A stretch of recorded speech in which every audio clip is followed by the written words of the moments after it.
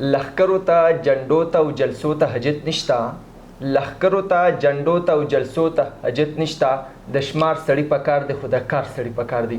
السلام علیکم قدرمنو کتونکو، تاسو د ABS نیوز د فیسبوک خپرونه ګورئ او زه ستاسو همکار ابوبکر صدیق ستاسو په خدمت کې حاضر یم.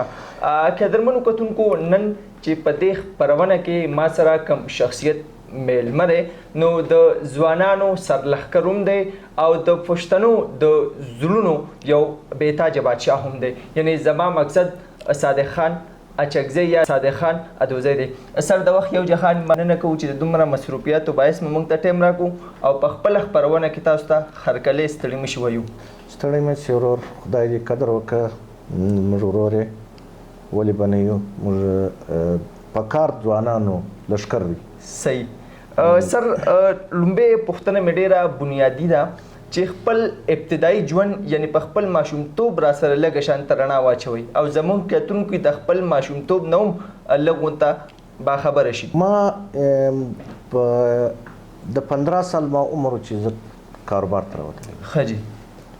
نو کوم کاروبار بزنس چې ما کړی دی دنیا ته ښکاره دی او ما د خپل د ځان دپاره نه دی کړی، ما د خپل قام دپاره هم کړی. صحیح. او ما به قام ته ډېره غټه ګټه ورکړي، در خپل ځان به مې وقام ته ډېره غټه ګټه ورکړي. صحیح.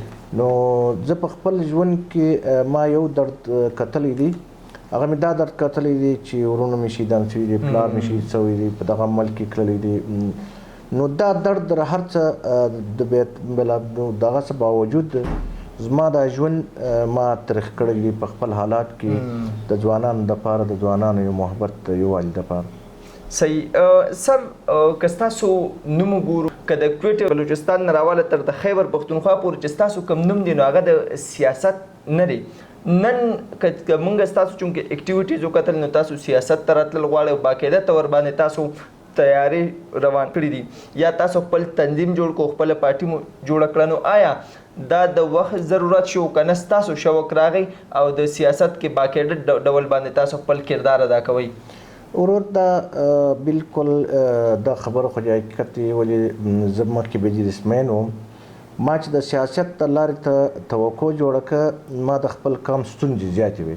صحیح. د ځوانانو ستونزې زیاتې وې، ما حل کولی نه سوې. نو په دې خاطر زه راولاړ شوم چې یو مخکې مې یو تاریک و، د تاریک مابعد مې آل پاکستان پارټي جوړه کړه. صحیح. او د پارټي چې مې جوړه کړه په دې خاطر مې نه ده جوړه کړې چې دا مې صرف د پښتون د عهدې پر ده، نو دا ما ژوند ما په انسانیت د پاکستان په د هر ځوان د هر مظلوم آواز ما اوچت کړی دی. نو زه غواړم د خدای څخه دا چې زما د وجې څه کارونو خو الله پاک کړي چې زما د وجې څه د مظلومانو یو د سر درد پیدا شي. صحیح. سر څنګه چې تاسو عرض وکړو چې ستاسو ورور هم شهید شوی، ستاسو والد صاحب هم شهید شوی، دغه شانته که موږ ستاسو د تنظیم نوم ته وګورو، مظلوم ولسي تحریک پاکستان، د دې شاته راز مقصد همدا دی چې تاسو خپل یو متاثره کورنۍ سره تعلق ساتئ او آیا که نه په کوټې او په بلوچستان کې د بلوچانو د پښتنو سره ظلمونه ډېر کېږي، تاسو د هغوی ملاتړ جوړېږئ، د دې شاته څه منظر یا څه راز دی؟ لالا بالکل زه د بلوچ، د پنجابي، د سندي، د اردو سپیکینګ، د پښتون پر ما فرق نشته چې هر هغه مظلوم چې ما نوم د مظلومیت کړی دی، زه د هر مظلوم سره زه ولاړ یم. صحیح. که چیرې دا شی پر ما څوک ثابته کړي شاید چې کړ د پښتانه، مګر دا شی سوچ ما نشته، زما ایمان دی چې زه د هر مظلوم آواز پورته کړم. صحیح. سر سیاسی پلان مصدې په مستقبل کې چونکې تاسو په 2018 کې باقاعده طور باندې الیکشن کړو، پر روان چې کوم الیکشن دی د دې لپاره هم ستاسو تیارې دي، نو پلان مو الیکشن لپاره څه سرې؟ آیا د پارټۍ نه به الیکشن کوئ، ځای په ځای به خپل کینډیډیټس ودروئ او که نه څه سټریټجي مو جوړه کړئ؟ انشاءالله امید مې الله ته شته، موږ د پارټۍ څخه موږ خپل کارکنان کې وګورو، په خپلو ځوانانو کې وګورو چې ښه د ودې لایقت لري، د ټیکټ لایقت لري او د مختګ لایقت لري. موږ ګورو په دې ځوانانو باندې خامخا موږ به الکشن به لړاو، اراده خو نشته چې الکشن وکړو. نو الله ته موږ دا امید دی چې دا رقم ښه ځوانان پر موږ برابر شي چې د قام خدمت وکړي. صحیح. سر د جنډې رنګ متعلق څه ویل غواړئ؟ سور رنګ هم پکې دی، تور هم دی، سپین هم دی او پکې شین توری هم دی، نو دې متعلق تاسو څه راز دی یا داسې څه پیغام دی په دې کلرز کې؟ لالا کم چې سپین زرغون کم دی دا د پاکستان د بیرغ یو غټه نشانی ده. صحیح. سور چې دی د تعلیم د صحت د ځوانانو د انقلاب आवाज دی. صحیح. تور چې دی تور د په ارنګ چې د روښانګۍ په لار کې ورکوي د مطلب د یو داسې مشکل دی چې موږ وایو چې موږ د ملک دپاره هغه هغه شی چې د ځوانانو خوښ شي موږ د هغو په رایه باندې یو کار جوړ کړو، په یو رایه باندې یو خبره وکړو. صحیح. سر که الله پاک د الله موقع درکړه نو د کویټې د بلوچستان سره سره پوره د پاکستان مظلوم عوامو دپاره به څه کول غواړئ؟ لره دا مو د خدای سره وعده ده چې موږ به د مظلومانو هغه چې کوم ناامیده دي هغه ځوانانو ته به ما اول څه دغه چې دا به تعلیم به وي، د تعلیم ما بعد به د صحت په زه به د دې غم خورم، د دې به د روزګار غم زه خورم. ما په دا درې شیانو باندې ډېر زور دی چې په مطلب پر تعلیم او د صحت په معامله باندې زما زور ډېر دی. ولې زموږ ځوانان چې دي ناامیده دي نو ناامیدۍ سبب انشاءالله ډېر خلکو وعدې به ورسره کړي چې ځوانان به موږ به داسې وکړو او داسې به وکړو، خو هغه سار هغه خلک منکر شوي دي.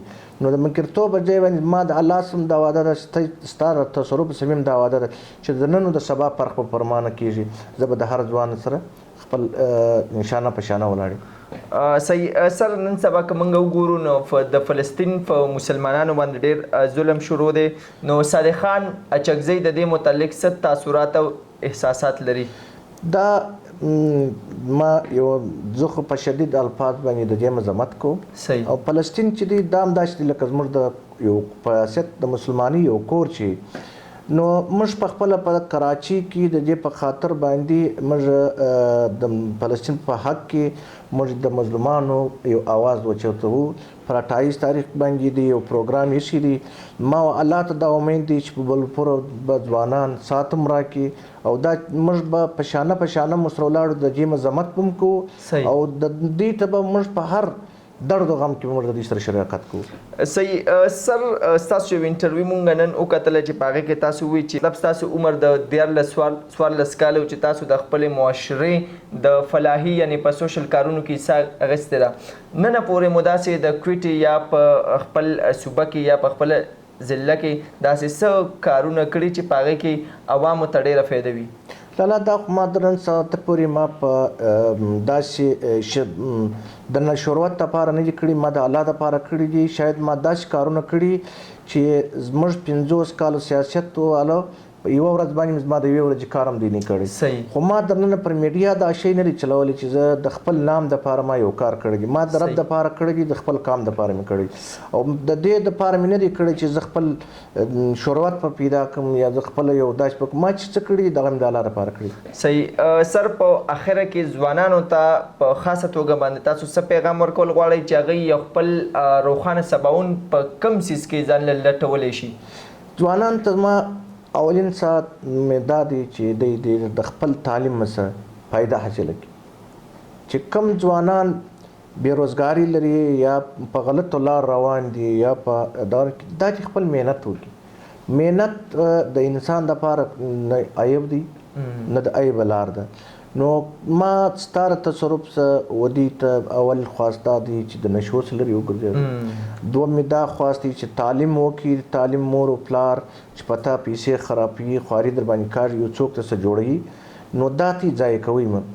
دریم به دا درته وایم چې کم ځوانان چې کم دا اوس حالات کې کم دي دا باید چې یو د لاس یو د بل د لاس بازو جوړ شي او کدی د لاس بازو جوړ شو انشاءالله ما دا امید تسته چې د ځوانانو به یو معاشره معلومه شي، عزت په معلوم شي.